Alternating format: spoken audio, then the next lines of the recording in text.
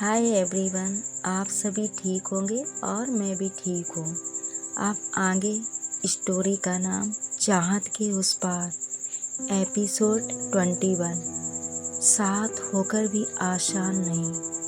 पिछले एपिसोड में आपने सुना था रिया और जारा दीवारें रंग रहे थे। बीच बीच में रंग एक दूसरे को भी लगाती हैं। हंसी बिखेरती हुई, मस्ती करती हुई रिया शरारती अंदाज में कहती है, अब ये सफ़ेद दीवारें तुझसे ज़्यादा खूबसूरत नहीं लगती। तब जारा बोलती है, और तो इस दीवार से भी ज़्यादा मेरी ज़िंदगी की तस्वीर बन गई है। अब आगे बढ़ते हुए रिया की आंखें सुबह 6 बजे खुली तो उसकी नज़र सीधा जारा पर पड़ी, जो बालकनी में खड़ी कॉफ़ी पी रही थी। धूप की हल्की किरणें उसके बालों में पड़ रही थी और उसकी आंखें किसी सोच में डूबी थीं। रिया धीरे से उसके पास जाकर बोली, क्या सोच रही है मेरी डिज़ाइनर मैडम? रिया बोली। जारा मुस्कुराकर कहती है, सोच रही हूँ तू हमेशा यहीं रहेगी ना?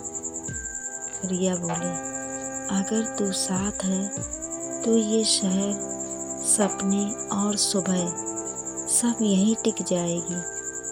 दोपहर 12:30 बजे जारा ऑफिस में मीटिंग में बिजी थी जब उसे एक मेल मिला। Paris fashion collaboration final round selection, मगर शर्त ये थी 6 महीने के लिए पेरिस में रुकना होगा। जारा की आंखों में चमक थी, लेकिन मन उलझ गया। जारा धीरे से कहती है, मैं प्यार और करियर दोनों साथ ले जा सकती हूँ क्या? इधर रिया की लाइब्रेरी क्लास समय दोपहर 2 बजे। रिया ने अपनी पढ़ाई शुरू कर दी थी, लेकिन जब भी वो कोई किताब खोलती दिमाग में एक ही बात गूंजती, आईएएस या जारा का साथ। उसके टीचर ने उसे साइड में बुलाया और बोला, रिया, तुम्हारे अंदर समझ है, गहराई है, लेकिन क्या तुम डिस्ट्रैक्शन में से लड़ पाओगी? रिया ने धीरे से कहा, मुझे लगता था कि प्यार मुझे मजबूत बनाता है, पर आजकल मैं उलझने लगी हूँ। स्मृति का नया शहर, पुणे, समय 5 बजे। स्मृति नए शहर में खुद को ढालने की कोशिश कर रही थी। उसने रिया की भेजी तस्वीर देखी, जारा के साथ मुस्कुराती हुई। स्मृति का मैसेज, तू खुश है, यही काफ़ी है। अब खुद को जीने की कोशिश कर रही हूँ। इधर जारा और रिया का कमरा, रात 9 बजे। रिया ने कहा, तेरे मेल के बारे में पता चला है मुझे। जारा चौंक कर बोली, तुझे कैसे पता? रिया बोली, तेरे चेहरे पर एक्साइटमेंट तो दिख रही थी, पर शेयर नहीं किया।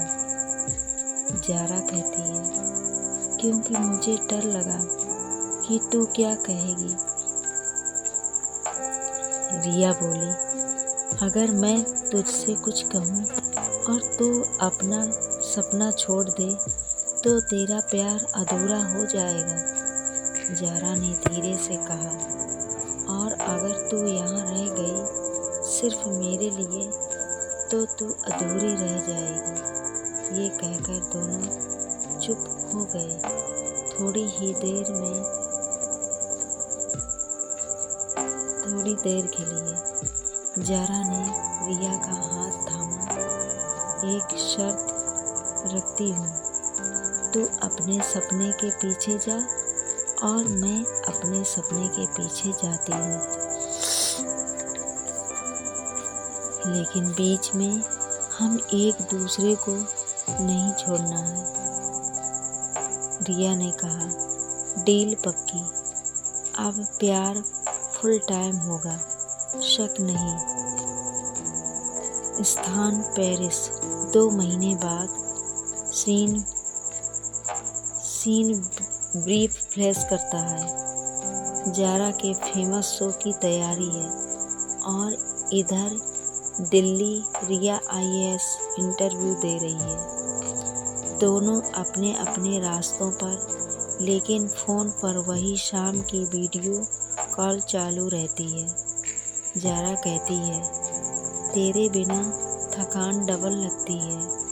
रिया बोलती है, तेरी आवाज़ सुनकर रिवीजन भी रोमांटिक लगने लगा है। पेरिस फैशन शो की रिहर्सल हॉल, समय सुबह 9 बजे। जारा आज पहली बार इंटरनेशनल शो के रिहर्सल फ्लोर पर खड़ी थी।